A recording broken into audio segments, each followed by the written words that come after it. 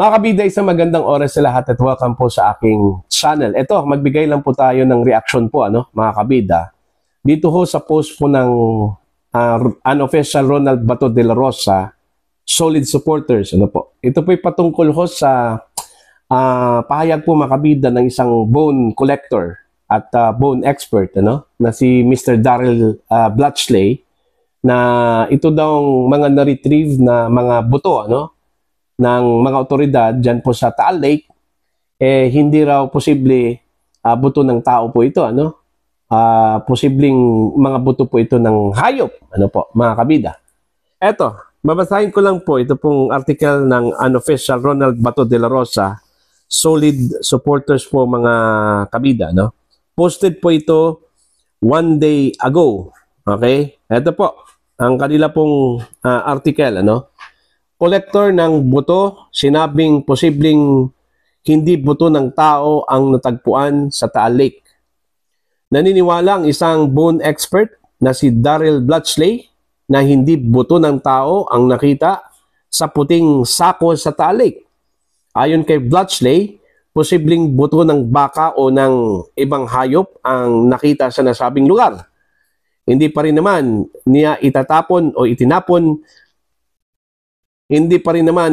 itinapon ang posibilidad na buto nga ng tao ang nasa sako. Ito yung sinabi po ni Blatchley mga kabida, These are bovine bones. This doesn't eliminate the fact there might be a human bone in the lake.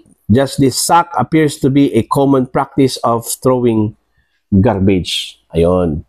So, may posibilidad daw mga kabida na ito pong natagpuan po ng Philippine Coast Guard, na mga buto o itong skeletal bones, ay hindi o ito sa mga tao o hindi po ito sa tao po mga kabida. Ang pinag-usapan po natin dito na mga buto, ito po yung pinaghihinalaang mga buto daw, ng mga nawawalang sabungero po mga kabida. Kaya ang ginawa po ng Department of Justice dito, at ng Philippine Coast Guard, gumawa po sila ng operasyon, okay, para lang po makita po itong mga nawawalang sabungero. At ayon po doon sa testimonya po ng testigo na doon daw sa Taal Lake itinapon daw, mga kabida, ito pong mga pinatay na mga sabungero, mga kabida. Kaya nga yung concentration po nila ngayon doon po sa Taal Lake. At accidentally, I don't know kung accident ito, nakita po nila itong puting sako po mga kabida, kung saan po ay ang laman daw mga buto, pero hindi pa po check ito kung ito ba ay buto ba ng tao o buto po ng hayop, basta yun yung na-retrieve po ng ating mga otoridad. Idadaan pa ito sa pagsusuri po mga kabida kung talaga bang mga buto ba ito ng tao o buto po ng hayop, Marami pa pong mga test na pagdadaanan po ito. Kasi unang-una, yung determination po kung tao ba ito o hayop ba ito na mga buto. And then second step po dito, aalamin kung kaninong buto po ito, At posibleng imamatch po ito mga kabida doon po sa mga nawawalang sabongero. Pero ang problema ko dito, paano po nila imamatch po ito? Kasi yun nga, missing po yung mga sabongero. Yan. Anong pwede ho nilang pwedeng ikumpara, o comparison po dito mga kabida. Kung DNA test po ang gagawin po dito, ano pong object po na pwede ho nilang pagkunan po ng DNA. Missing nga yung mga sabongero, Pero I don't know kung paano gawin po yan, para lang po mag-match, okay? Kahit na wala yung body po mga kabida ng sinasabi ho nilang mga sabongero po, Okay, depende na po yan sa mga eksperto po mga kabida kung paano gawin po yung matching, dito sa mga natagpuang mga sinasabi ho nilang buto daw, Kasi hindi pa po conclusive ito kung talaga bang buto ba ito ng tao o hayop. Okay, pero may posibilidad na buto daw ng hayop, Yung mga nagtatapon po ng mga basura, minsan pwede hong mga buto po ng hayop ang itinatapon po mga kabida diyan po sa lawa. Okay? Pero yung sinabi po ni Daryl Blatch, hindi po ito definite, ano? Hindi po conclusive po mga kabida. Kasi yun nga ang pinagbasihan lang po niya, ito pong practice po, ano? Yung garbage throwing po mga kabida, diyan po sa Taal Lake, ano? Okay? Pero hindi po niya diniscount po yung possibility, ano? Na baka nga buto ng tao yan. Pero yun, magbabase pa rin, ano? Sa magiging resulta po ng examination po mga kabida sa mga buto na yan, ano po, no? Kung maalala po ninyo, naging usap-usapan po itong pagkawala po ng mga sabongero po mga kabida. I think mga 4 years ago, no? Kasi that time, panahon pa po ni dating Pangulong Duterte po yun, no? Yung pagkawala po ng mga sabongero po mga kabida, ano po, no? Ngayon lang ito naungkat matapos pong lumabas po itong si alias Totoy, ano? Yung kanilang testigo, yung kanilang whistleblower, ano?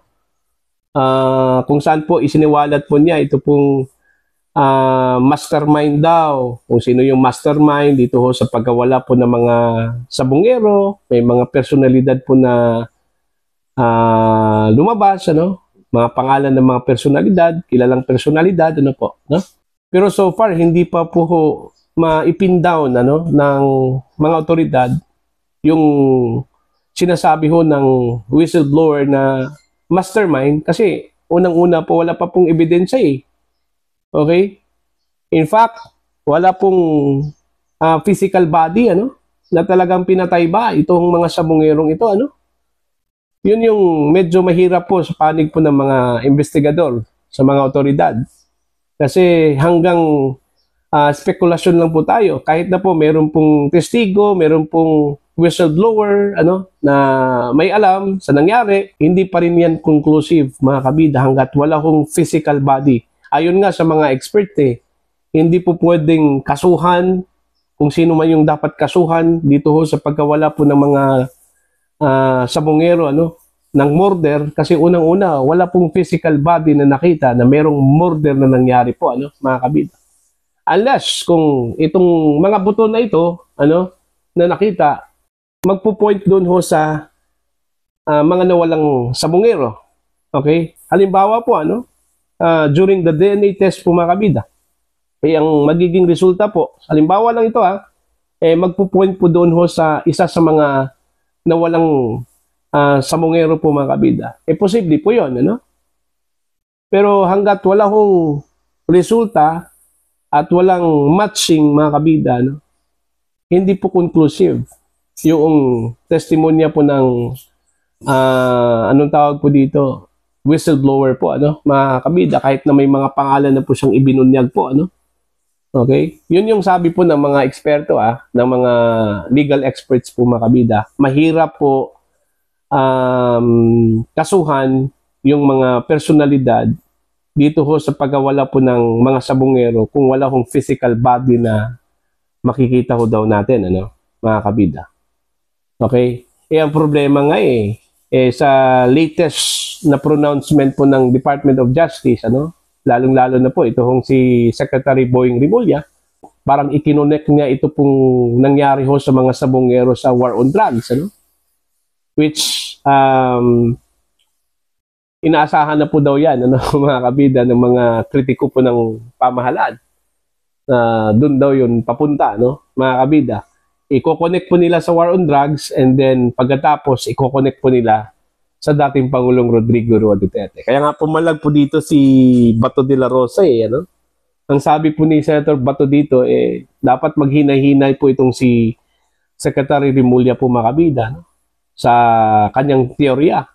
Dapat based on evidence po. Hindi lang po base po sa teorya po mga kabida. No? Tama naman po, ano? Dapat magbabase ho sa ebidensya kung talagang may connection ito pong pagkawala ho ng mga sabongero, ano, doon po sa war on drugs ng dating Pangulong Rodrigo Roa Duterte. Ano? Hindi po pwedeng simple pronouncement lang yun, ano? Dapat may ebidensya na ito talaga may link. Diba? Unfair naman po sa previous administration kung gano'n, ano, mga kabida. Okay? So, para po sa inyo, mga kabida, naniniwala ho ba kayo na itong mga nakitang mga buto po, no? Diyan po sa Taal Lake, buto po ng tao? O buto po ito ng hayop po, mga kabida? Ano po, no? Please comment down sa mga hindi pa po subscriber sa akin channel. Please subscribe. Just click the subscribe button. Click the notification bell. Click all para updated po yung mga kabida sa aking mga uploads. Maraming salamat po sa inyo lahat.